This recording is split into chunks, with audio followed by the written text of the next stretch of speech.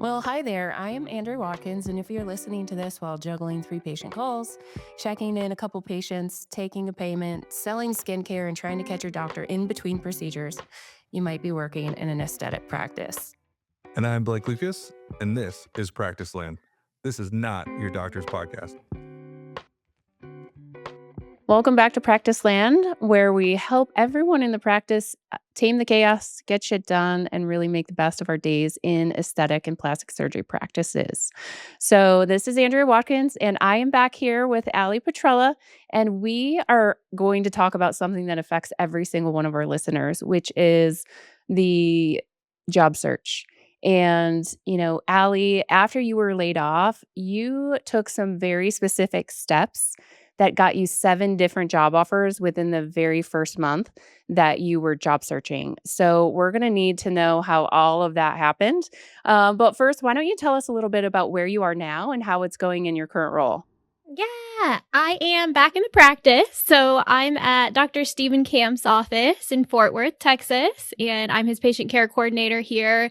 We've got 2 surgeons here. So we've got Dr. Camp and Dr. David Wynn. And it is a phenomenal practice with a really great team. And I'm really loving being back here. Well, congratulations. That's incredible. After being out of the practice, for those of you, maybe this is your first episode listening with Allison, but she's one of our resident expert patient care coordinators in the plastic surgery space. And she was in the practice for about 5 years, grew significantly, learned everything there was to know about the administrative sales and service side of the plastic surgery practice, then left the practice, went into more kind of a techie environment, worked in some EMRs with some CRMs, and then now you're back in the practice. So, like, how do you feel? How is it back being with patients and working one-on-one daily with the doctor and stuff? Yeah, I feel a lot of alignment. I think that I was really exploring the whole aesthetic space and seeing what was out there. And I feel a lot of peace being back in the practice. I gained a lot of knowledge out there that has been super fun to bring back inside of the practice. I wish I knew all this stuff my first go around in the practice because it's made things a lot smoother. But I'm just super happy to be here, be patient facing, and being with a close knit in person team again has been really amazing. Okay. I love it. And the broader our perspective and the more experiences we have in life, we can really figure out what is it that trips my trigger, or like you like to make fun of me. I'm like, that's not my bailiwick. Oh, yeah. Your favorite thing to say. But this is yours. Yeah. And having been on a team with you inside the practice for so many years and see your relationships with your team and your patients and just the impact that you can make in people's lives, I couldn't be happier that you're like that person that's not just supporting the surgeons and supporting, the team inside the practice, but you're really that shepherd that gets to guide patients through their process. Because I think that everybody, all of us, we have superpowers. And for you, that's really a place where you shine, is connecting authentically with patients, but also understanding that this is a very business-oriented, service-oriented role. You've got to be very detail-oriented, process-oriented, and those are definitely all things that you check all the boxes on. So I'm super, super excited for you to be back. And Dr. Camp has such a great reputation, not just in Dallas, but across the nation. So it's great that you landed in a really, really great role. So I'm very happy for you. Thank you. I'm so Yeah, happy. for sure. So what I want to know about is, what was that process and how did you, 7 offers in aesthetics within a month. I think any of us that have ever been looking for a job or unemployed, whether you're unemployed or employed and you're looking for new work, it's like, how do you get that many offers in such a short amount of time? So, like, where did you start your process to figure out what you really wanted to do next? Yeah. Number one, I started just kind of in my heart deciding where I wanted to be and what was most important to me in the next step, because I really didn't know, like I had thought the position that I was in was something really long term. And so when that was removed, I thought, okay, where do I want to be? What exactly do I want to be doing? And just kind of sat alone with myself to figure out what was most important and what was most fulfilling to me in my career.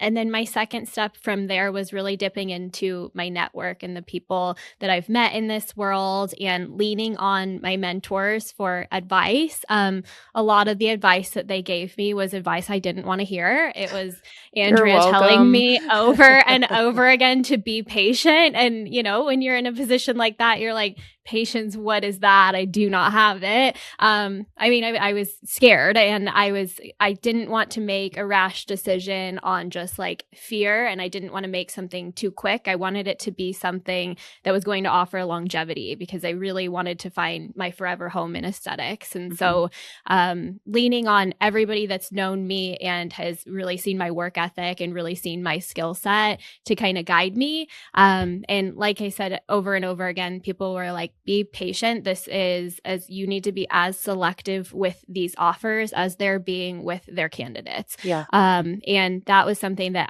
it was a challenged perspective for me, because I was so used to being like, oh, I'm auditioning for all of these things, but they're also auditioning for you when you're in that position and you know what you can offer. Yeah. I mean, but let's not deny the fact that at the end of the day, we all have bills to pay and we've got to feed ourselves. And whether Yes. it's student loans or vehicle payments or rent or dog food or vet bills or any of those things, like, let's not blow smoke up anybody's skirt. We still got to make money. And Yes. none of us are, well, not many of us, definitely not me, not independently wealthy, did Yeah. not win the lottery. And so that's scary when you're Yeah. considering, yes, I want to take my time, and you need to balance that between I need to take my time and find what that right fit is going to be, but also mama's got to make some money or I'm going to be living in a box under a bridge. Yes, yeah, and when you're considering a lot of options, I would say my biggest challenge in the whole process was timing, because not every offer is gonna get sent to you on the same day, and it's right Yes. when you want it, 2 days after you started looking, and you're like, "Okay, what do I need to do?" Like, offers started coming in that didn't quite feel like the right fit yet. An offer came in that felt like the right fit that I jumped on, and you have to be patient, and you have to wait for everything and know that the right thing is coming. And if something doesn't feel quite right yet, don't jump on it just to try to fit it into the box if it's not the right thing. Yeah. Well, I think something too that you run into when you're job searching is you feel deadlines because you got bills to pay and you have a life that you need to support. But then they also put deadlines on. I'm providing you this offer. We need an answer by Friday, and it's Wednesday afternoon, and you're like, Yep. bro, Yeah. what's happening? Yeah. So Yeah. why don't you first walk us through? We'll get to the offers and all of the things, but first walk us through. So you opened up your network, you talked to your Mhm. people, you said, hey, I'm in the market, I'm kind of freaked out, I need to find employment, I want to stay in aesthetics, blah blah blah. So we did Mhm. that. What else did you do, and what are some pointers that you used for cover letters and for resumes, because those are the first impression? What were Mhm. some of the things you did to update those resources to send to potential employers? Yeah, everything was extremely tailored. So I started with my research and asking people in my network who in the area do they recommend I look towards in terms of plastic surgeons. I knew that after doing some internal thought that I did want to get back in the practice. And so I actually had somebody that lives in the heart of Fort Worth and works and is married to a plastic surgeon here that I had met at a conference a few years back. And she was a wonderful resource because she's very well connected in this community, and she pointed me here. I actually had 4 people in my network point me towards Dr. Camp's office. So it was a lot of word of mouth of people who genuinely know these people that work inside these 4 walls. And then also just thorough research in terms of like not only looking at how these surgeons approach their practice, but also looking at reviews. So almost doing a vetting process as if you were a patient, like I love that. stalking their Instagram. What is the patient experience? Are people in general saying that the staff is wonderful? That's the type of team I would like to be a part of. Yeah. And just seeing, once you've been in the practice and once you've seen other practices, you get to know who you are as a servant inside of the practice and what's important to you in the patient journey. And practices are different. So different practices host the patient journey differently. And so Yes. I need to look for practices that align with the type of experience that I have and the type of experience that I want to provide to patients. So reviews, just to recap that real quick, just Mhm. looking at reviews, looking at their social media, looking at what the kind of energy and vibe is around what you can just take in as an observer, almost as a patient. Yes, Okay, and perfect. talking with people as well Yes. that know these practices. Yep.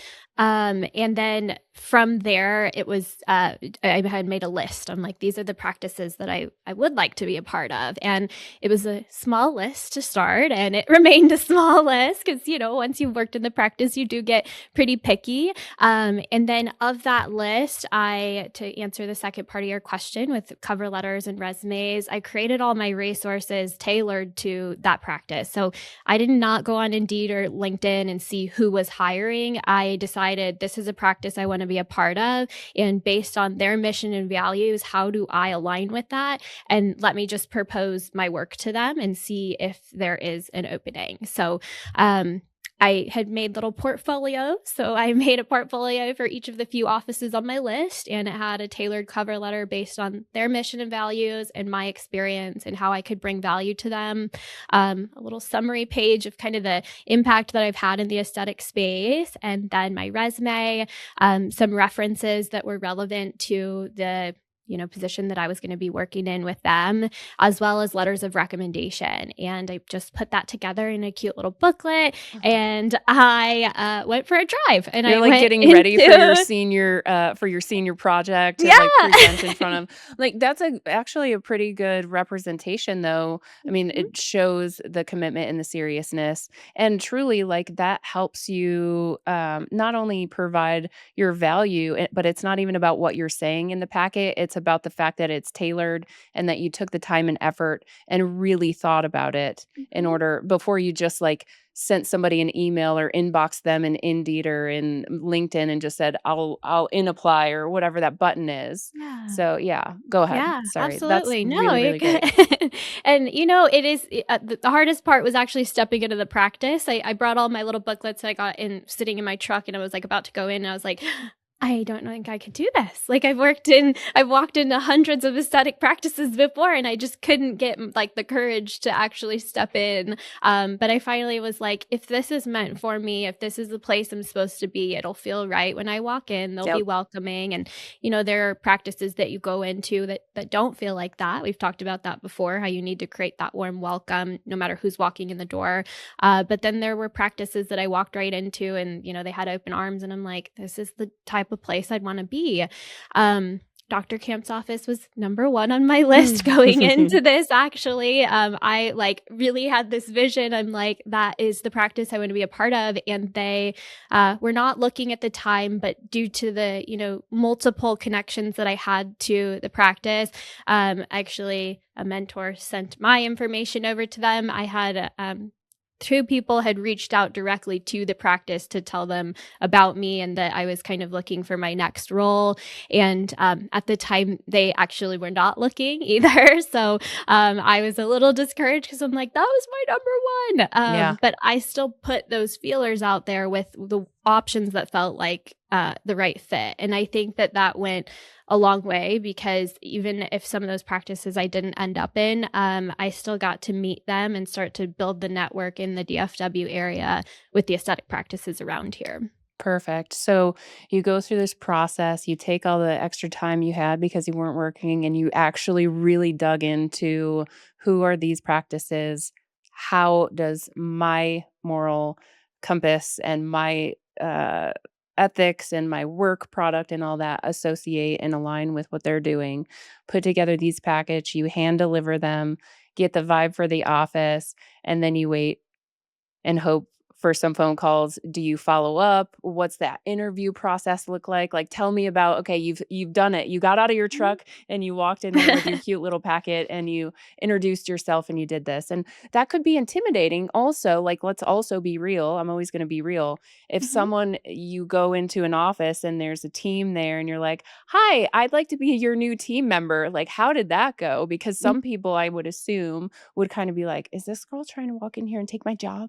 You know, Mhm. did you get any of that pushback, and did you have any of those experiences? Because that would be, people can get territorial. Yeah. So did you experience any of that? Definitely. One of the top practices that I was kind of hoping to be a part of, and that my previous surgeon had actually recommended as well. I was very excited about this practice, and I walked in and introduced myself, and I told her exactly what I was doing and exactly what my experience was. And the front desk gal was just like, "Okay, great, I'll give it to the patient care coordinator." I was like, "I don't know if that's the person."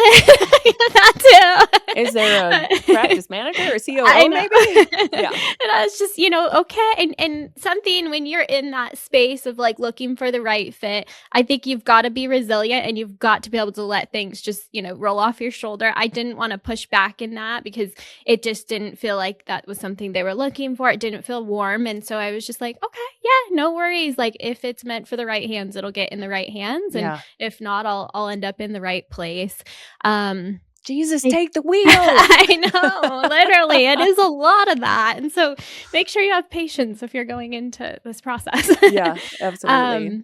Yeah, the places that I did end up interviewing with were places that I had reached out to, and then later on, a mutual connection had also reached out about me. And the interview process, I would say with those ones, when you're coming from a warm referral, it's relatively quick compared to if you're just like completely throwing shots in the dark on LinkedIn posts or Indeed Absolutely. posts, which if you're looking at any job site, probably LinkedIn is probably going to have more in alignment with the patient care coordinator role. Yeah, But then like monster.com or whatever yeah, people use nowadays, for sure. yes, What I'm yeah. hearing very much as a continued theme through everything you're sharing is when you are in the practice, and whether you're at the front desk, you're a patient liaison, even clinically, you're an MA, you're a nurse, you're a patient care coordinator, any of these roles, what's really, really, really valuable is creating a network of people and getting outside of just your practice and having connections, making friendships, having personal, that whole professional networking was really, really important for you. Mhm. Yeah, Got it. absolutely. It starts the relationship for you. Obviously, it doesn't get you a job. Right. So I had, just people from multiple avenues reaching out to these people from the other side of things, and Mhm. then that got the conversation started. And then I've got to do the rest of it myself. But I don't know if the conversation even wouldn't have started if it wasn't for the wonderful people that I've met in my network here. Yeah. So let's get back into your process. A couple practices, I don't know, tell us then. They do reach out, they don't reach out. What's your follow-up process? And then once you get into that interview process, I think it would be really, really helpful for people to understand, what are potential future employers looking for? Like, what were those Yeah. questions that people were asking you and that you could really lean into? Yeah. So I didn't get a ton of like return without me following up from those drop-ins. I wish could say I did, but I did have to follow up. Yeah. One of them was one that a warm connection had sent my info to the practice that I had kind of vetted out and wanted to be a part of, and similar to the camps at the time they weren't looking, and then a few weeks later they actually had posted a job on LinkedIn, and I was like, oh my gosh, like this is the practice I wanted to be a part of. So I had applied to that one and I got a call back nearly immediately. And the gal had said, why does your name look so familiar? I feel like I've met you Like, because I'm before. stalking you. I was like, you know what? I think a mutual connection of mine had reached out, just of ours had reached out just a few weeks ago, and had maybe mentioned my name, and I mentioned that person's name, and we connected over that, and then as soon as we mentioned that mutual connection, she was like, oh my gosh, you're probably going to be perfect for this. Then she already told me so much about you and your experience. So like my experience and my reputation had kind of entered that room, luckily, before I did. Yeah. And Why then did she call you? Why did she wait for you to call her then? That's my question. yeah, they weren't looking for something when I first Okay. had put feelers out. Okay. And then, yeah, we had it was a very expedited interview process. We hopped on Zoom, and she was able to recruit a few other team members for that Zoom unexpectedly.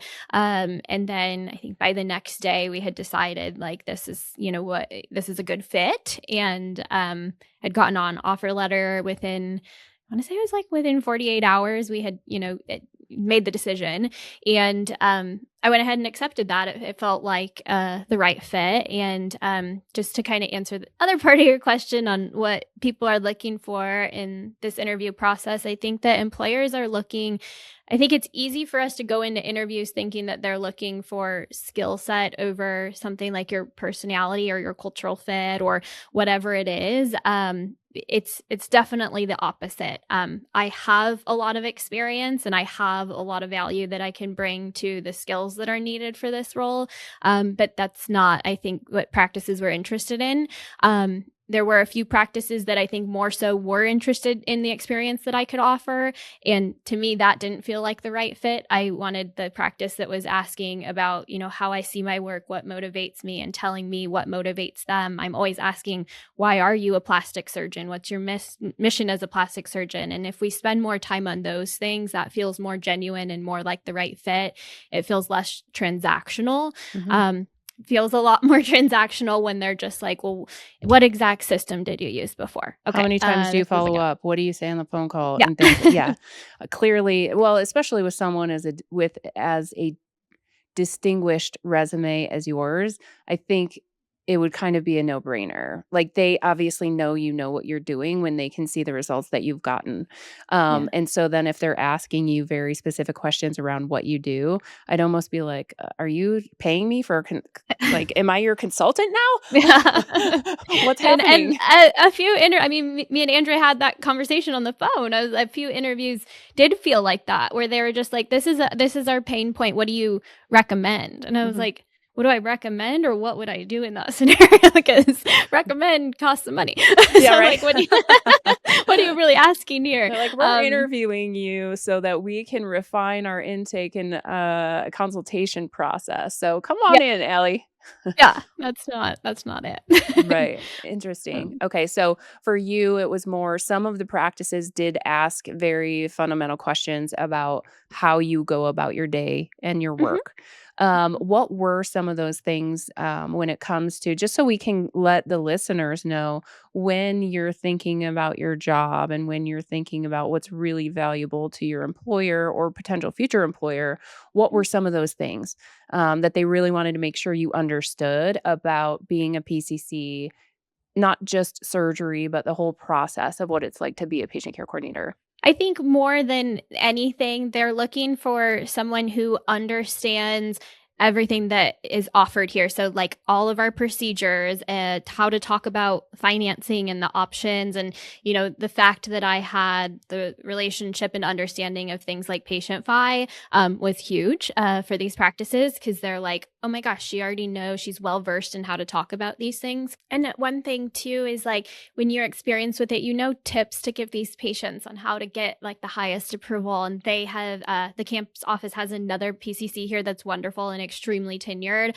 and she is amazing at that. She's always telling them like, oh, make sure you apply with whoever you or your husband has the highest credit score, and when it asks for your income, make sure you're putting it combined. So giving all the tips that she's learned over the years from PatientFi has really helped like the communication with the patients. They're like, oh, these people like know PatientFi and they feel more comfortable about it.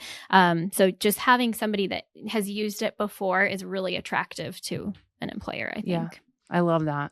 And leaning into the resources so that you can learn, so that you do feel comfortable, and, PatientFi and any um, uh, partner that you're using, like, lean into those in whatever Mhm. role you're in now so that you become an expert. It's not just, "Oh, yeah, we do this. Yep, we got that." It's like, "Let me lean in," especially this financial aspect.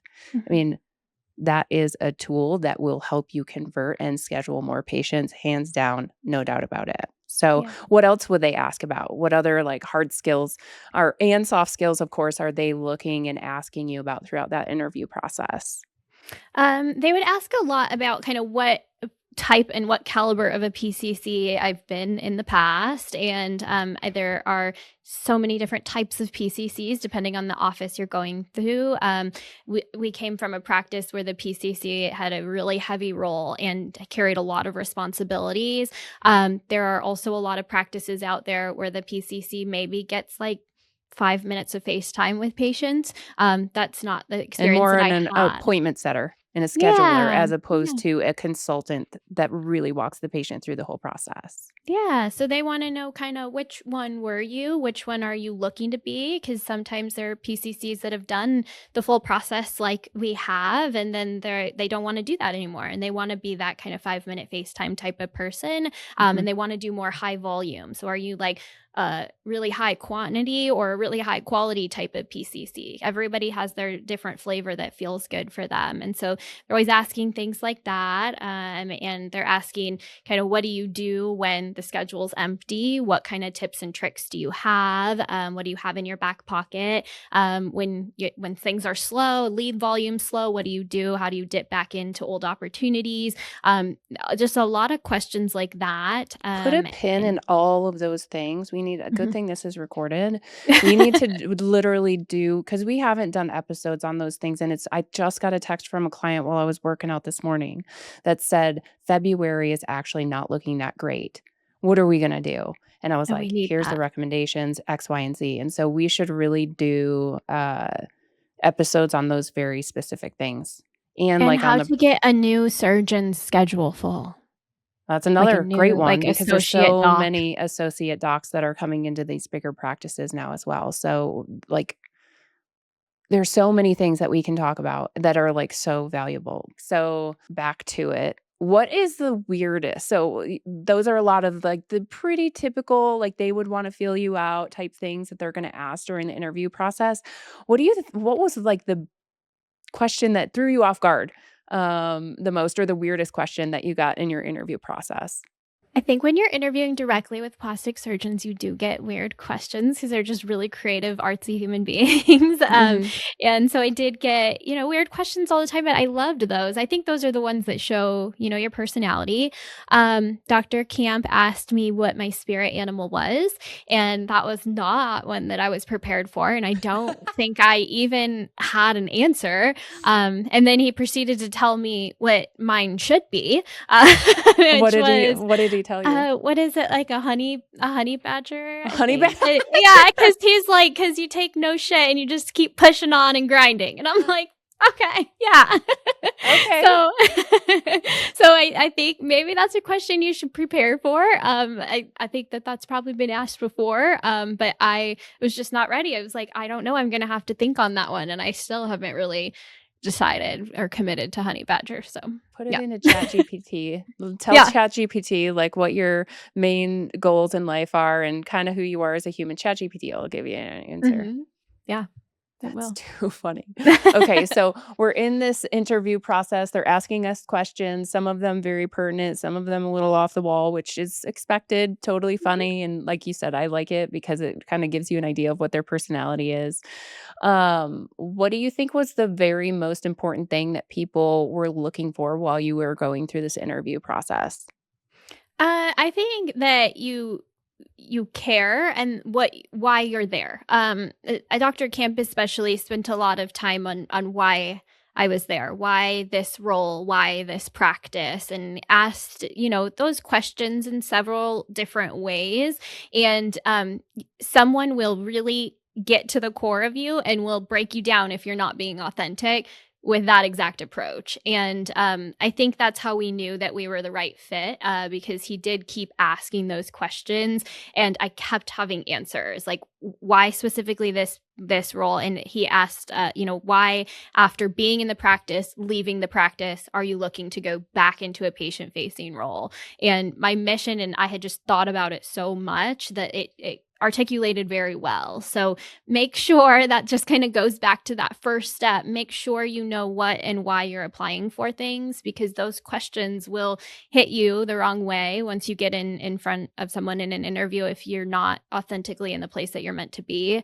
And then also just like, long term, he was always asking, long term, what's the goal? Why, what about this role feels rewarding to you? And so just be prepared to know exactly what your why is, not just like what skills you have and how great, you are at them. Mhm. And for certain roles, I don't know that those questions will be asked, but for such a consultative role where really your success is based upon your ability to connect with other humans, Mhm. you gotta really understand your why. And Mhm. I don't think that there is a wrong why, Mhm. right? What's really, really important is that you don't pretend someone else is your why. Why is your why. Yes. Because some people do certain jobs just so they can make as much bankroll as they possibly can. And, there's definitely people in this role that I've seen that are like that they know because of their comp structure, the more people that they schedule for surgery, the more money they're going to make. And the more procedures that they put on top of that, the more money they're going to make. Mhm. And if that's their why, they need to just be really authentic about that because there are definitely practices out there that are like that.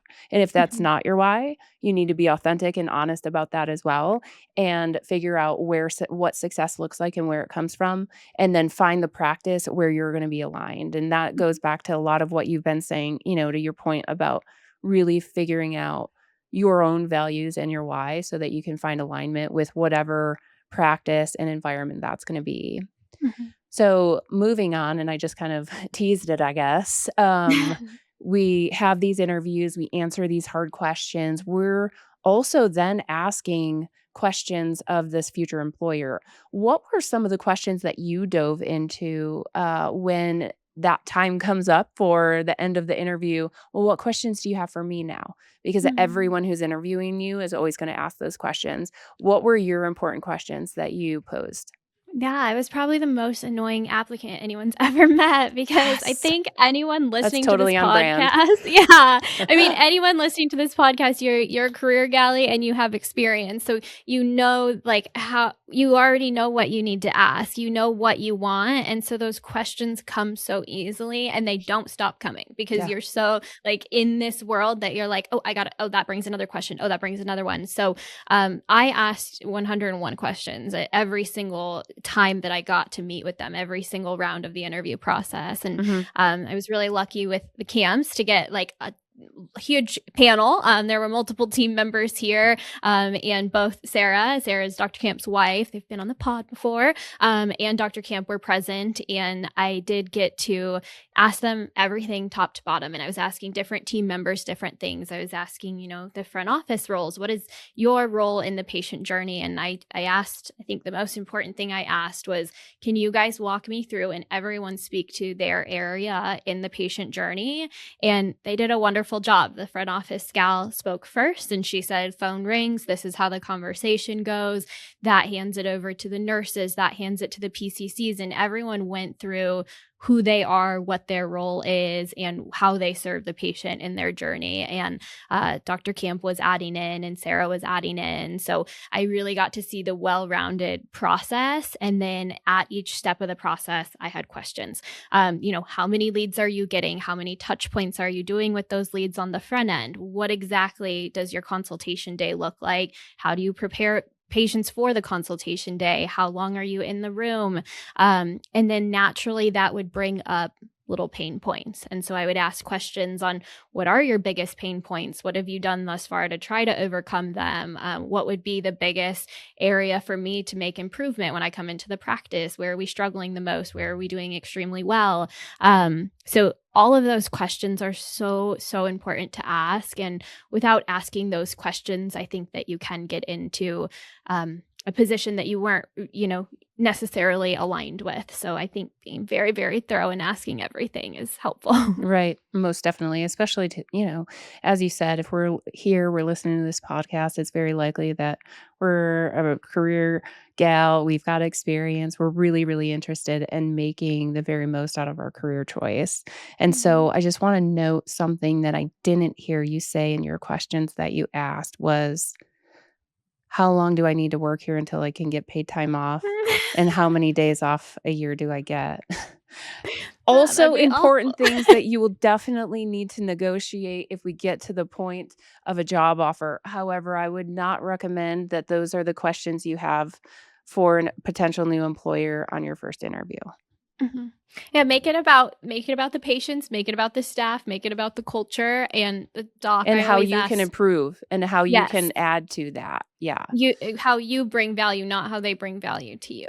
right. And understanding, again, I think I said this earlier, but understanding why that doctor has chosen this life for themselves is huge, because you'll know from that answer how they're looking to serve patients, and how they want to serve their patients is what sets the tone for the rest of the practice. So you're going to know what kind of practice we're running here. Are we just trying to stay really high volume, which for some people that is the That's flavor, great. Yeah. or are we trying to really slow down and have that concierge experience? And you'll know, based on how the doctor speaks to their vision. Perfect. I love that. And again, I am not saying there is a right way to practice or a Mhm. right way to be or a wrong way to be. What's important is that you authentically know what's important to you and that you Mhm. find a place and ask the questions so that you can find the employer and the practice and the surgeon that's going to be aligned with a reason that you've chosen this career path.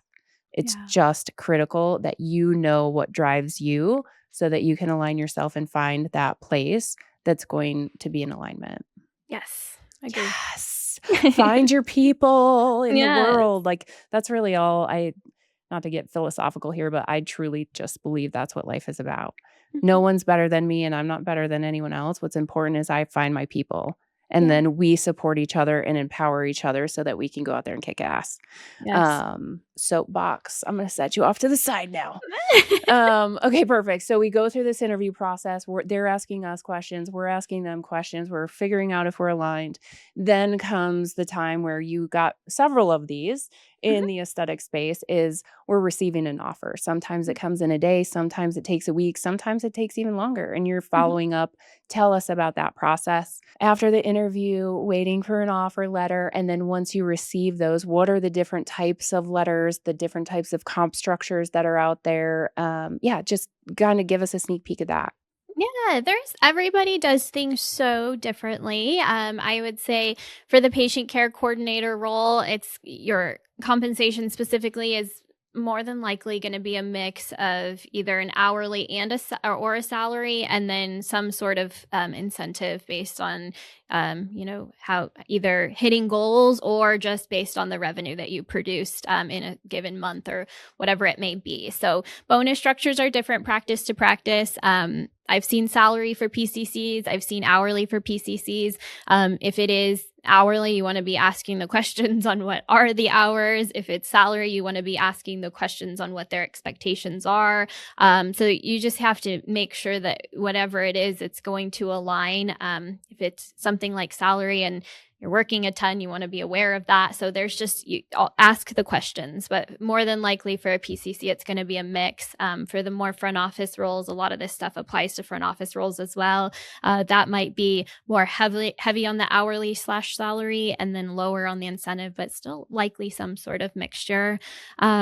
Offer letters, usually it will come, the offer will come verbally, is what I've more often seen. Mhm. It'll be a nice phone call. We'd love to have you on the team, and going through whatever questions are still outstanding, and then that followed with a written offer. So yeah, they all kind of came in at the same time. In my experience, that was very hard. There was one practice that was To put it lightly. To put it yeah. lightly.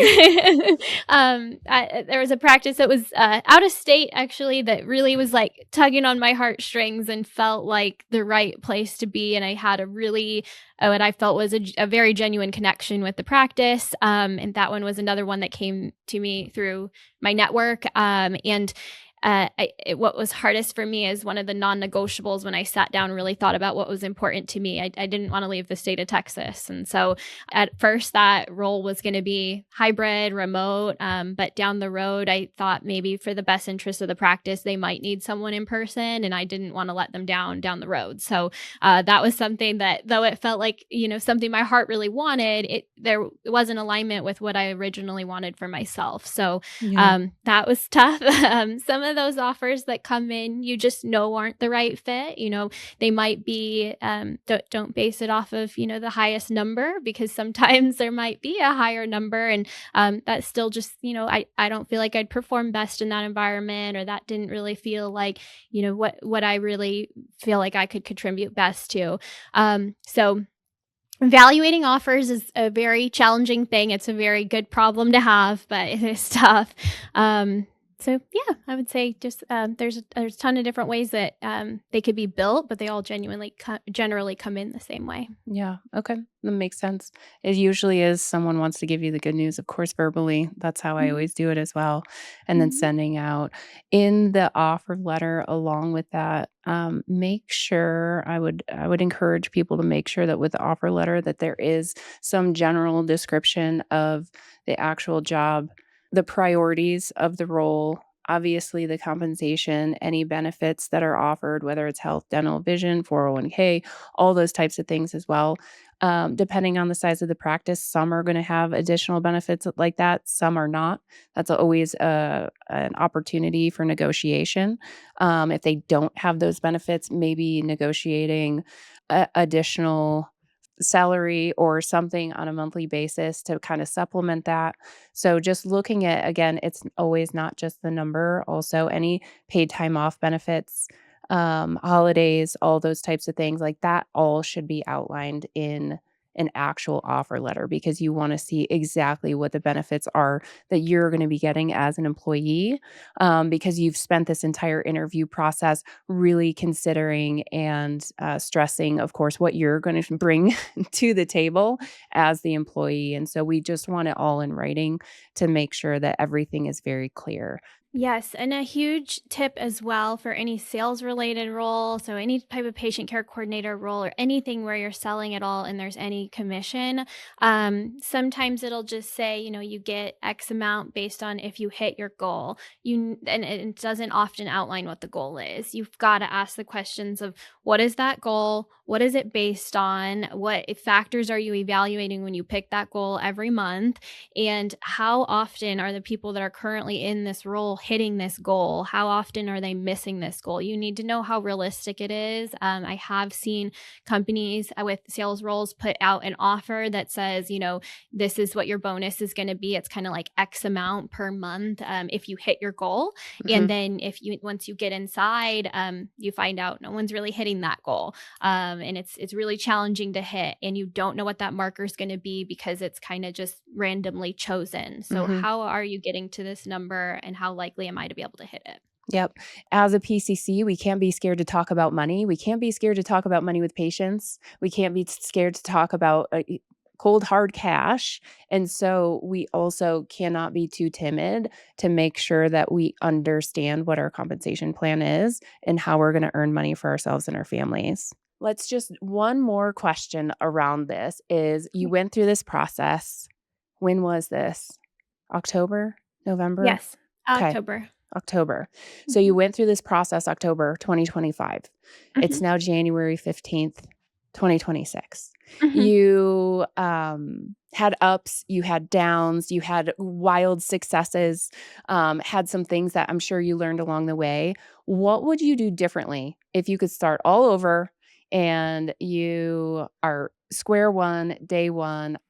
I need to go out there in the marketplace and find myself a job. I was extremely picky, but I almost wish I was a little bit pickier. I had actually joined a practice for a short amount of time that felt like the right fit, and it was a wonderful place. They have great, great surgeons, great staff, really amazing process, and really successful practice. But it was not in alignment with the type of PCC that I wanted to be.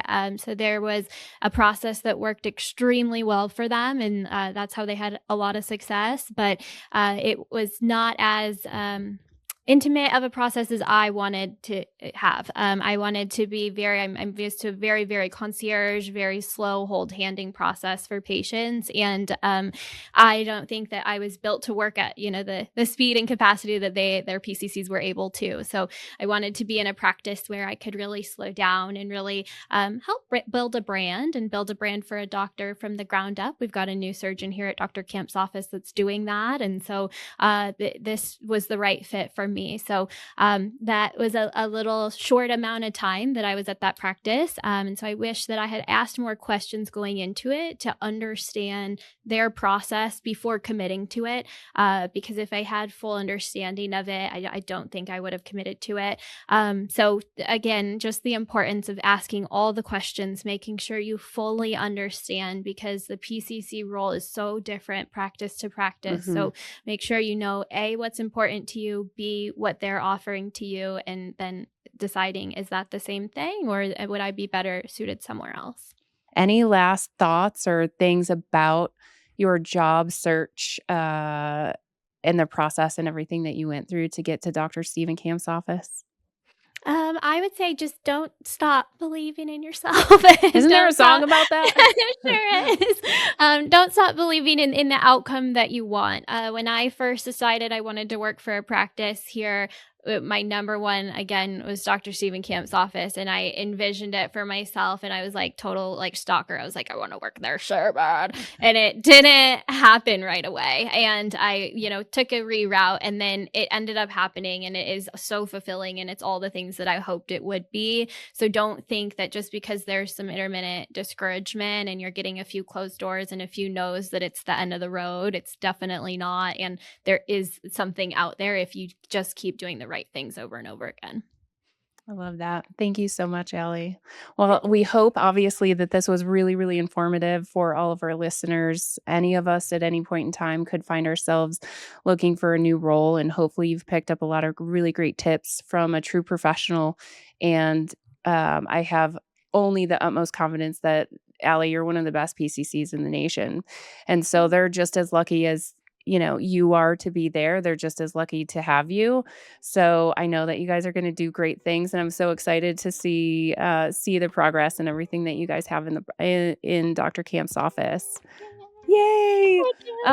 Perfect. Well, thanks again for listening.